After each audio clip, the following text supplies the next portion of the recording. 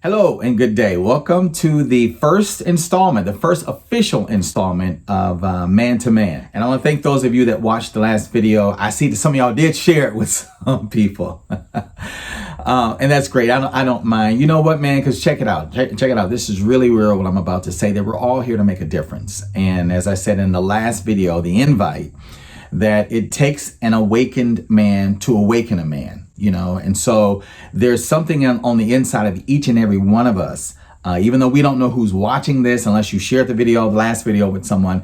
Many of us guys don't know, who's seeing this. Is Myron only talking to one person, or is he talking to a million people? But just like Myron is talking to people, you need to be talking to people. There's things that all of us need to be saying to men throughout this world and in this time in which we live. And I want to tell you guys something, and it's not cliche, it's what I'm about to say, it's true. We're the ones that we've been looking for. We always knew, I believe you knew the same thing, that we're living in a time where it's like, when are the superheroes?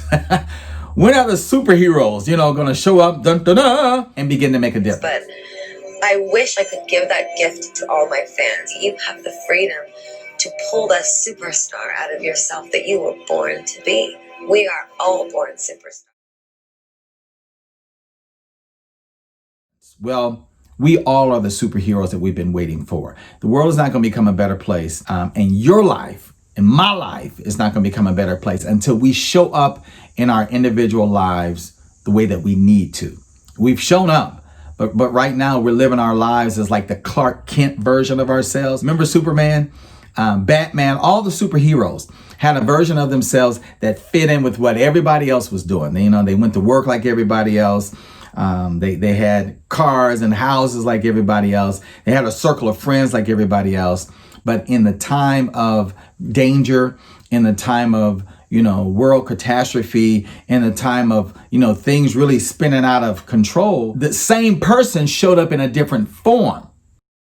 It was the same person, but he uncloaked himself.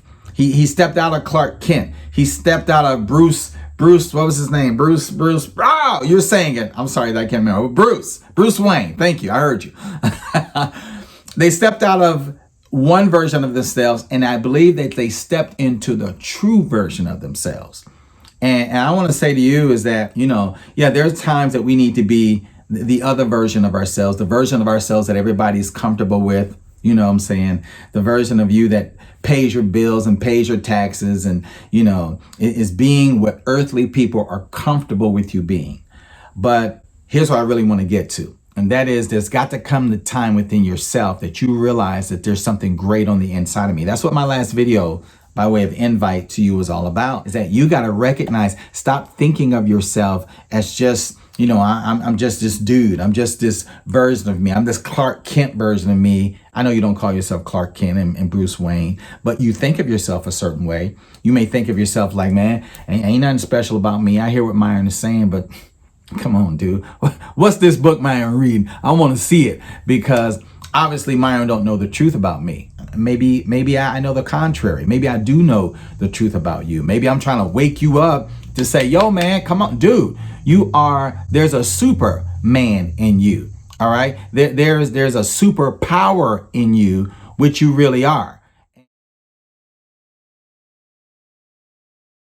And I think we look at the Marvel comics and so many of the other superhero analogies, and we think, yeah, that's pretty cool. It would be nice to have a shield to stop all these bullets and things from coming at me in life. But you do have a shield.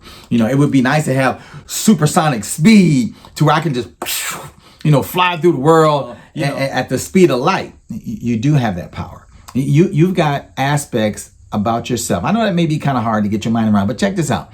There's aspects of you. There is a you that is physical, and there's a you that is not physical. And the you that is not physical has a world all of its own. And that's where the Superman, the super you dwells. But it lives inside of this physical body as being, the physical body is controlling the super us. And all I'm trying to do is make you aware of aspects of yourself that you may not know. Superman knew he was being lesser by being Clark Kent.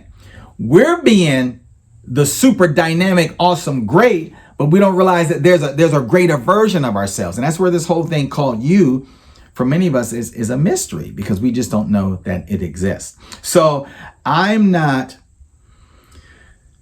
propaganding and pushing a book at you. That's not the purpose of these videos, to say, yo man, read this book. Although I think you need to read it. I'll put it on today's video. So if you're a reader, I think you ought to go back and read some of the greatest mysteries in life. The answers to many of life's riddles, man, is hidden in books.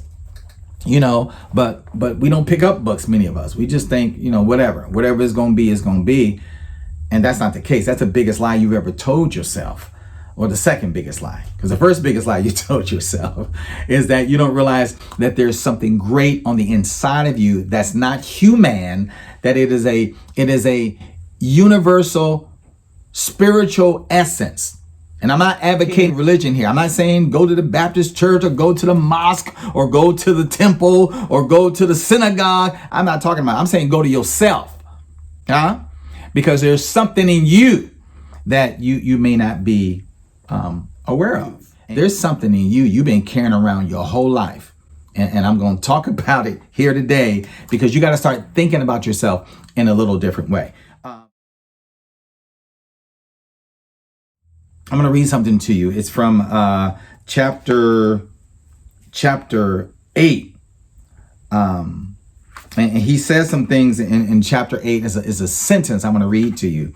And I think this relates to every guy and girls, but I told you, I'm really trying to reach out to men. Because listen, men, it's time for us to raise up. It's time for us to make our presence known on the planet as the masculine great that we are. And again, it's not the physical. It's not the Clark Kent version. You got to go within yourself. All right. That points out in the movie, The Lion King. So many analogies in The Lion King that point to this very, very, very, very same thing. But I'll get to that in just a second. He says in chapter 8, he talks about going back to your own center. Woo! He says that there are many ideas in your own mind which you have outgrown, and from which, through the force of habit, you still allow these to dictate the actions of your life. Do you hear that? I'm reading one more time. There are many ideas. So in other words, you got to check out the ideas about you that you got in your mind. Where did you get the idea that you're underprivileged? Where did you get the idea from you that you're incompetent? Where did you get the idea about you that your life has to be hard? Where did you get your idea about you that there's no woman out there that wants to be with you and totally commit to you all the days of her life? Where did you get the idea from you that you're stupid? Or where did you get the idea, where all the ideas that are swimming around in your mind?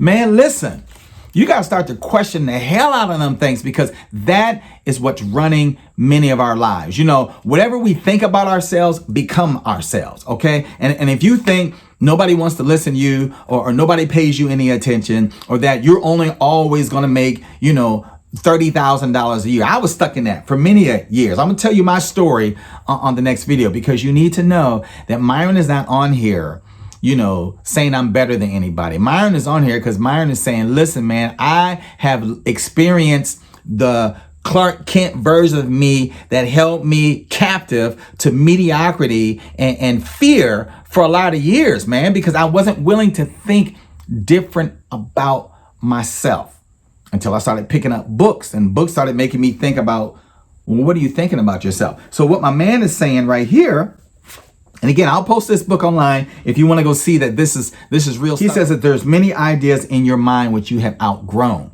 Woo! There's many ideas inside of you which you have outgrown. He said that these ideas are still running what we do today.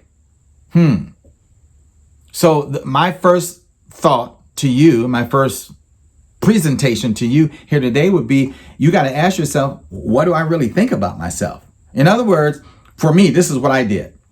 I thought about Myron Leonard Brown. That's my name, Myron Leonard Brown. And I had to stop and think. I was sitting by a lake one day, and I had a journal, and I wrote out, what does it mean to be me? Nobody taught me how to do this. It's just something I just kind of did from the great that was trying to make itself known unto me. I was sitting by a lake, and I thought, you know, what does it mean to be Myron Leonard Brown? Now, everybody in Akron who I had been around, who I went to high school with, and shout out to many of you that I did go to high school with, played baseball with, went to church with, worked different jobs with. There was a me, Clark Kent version, that I was being. And most of the people that I was around, okay, they had an idea of what it meant to be Myron. And then I was thinking what they might be thinking about me. Probably wasn't thinking anything at all. And that's the other trap a lot of men have to deal with, is that we're always thinking, what do they think about me? What do she think about me? What do my family think about me? And listen, that is not where you tap into the great. You tap into the great by this, okay? You tap into your own greatness by deciding what it means to be you. Have you done that? Most of us haven't. Dad told us, boy, you gonna be this, boy, you ain't gonna be this. Man, you can do this, man, you can't that. And if dad was absent, like I said in the last video, then we're left to people that we pick. We pick different people. Oh man, this dude about it right here. I need to get with him. And then he starts telling you things about yourself according to his view about himself. So again, the information that is on the inside of us that is navigating how we live our lives, what is it based on? So again, today I'm simply saying you got to go back.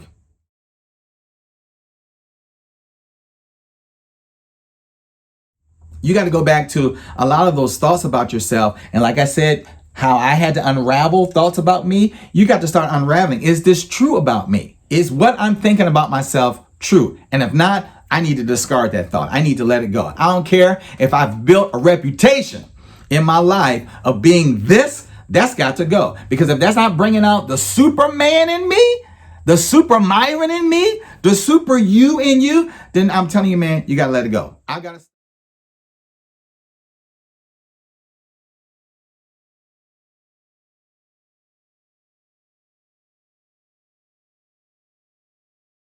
Okay, think about what you heard today.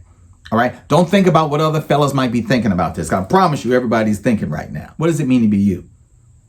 Who do you say that you are? What do you say that's capable for you? Have you sat down with a piece of paper and wrote out, this is who I am, this is what it means to be me? Even if it doesn't exist, what you're writing down, you got to make that kind of decision. We'll talk more about this in the next installment. All right, I'll talk to you soon. Be your best self.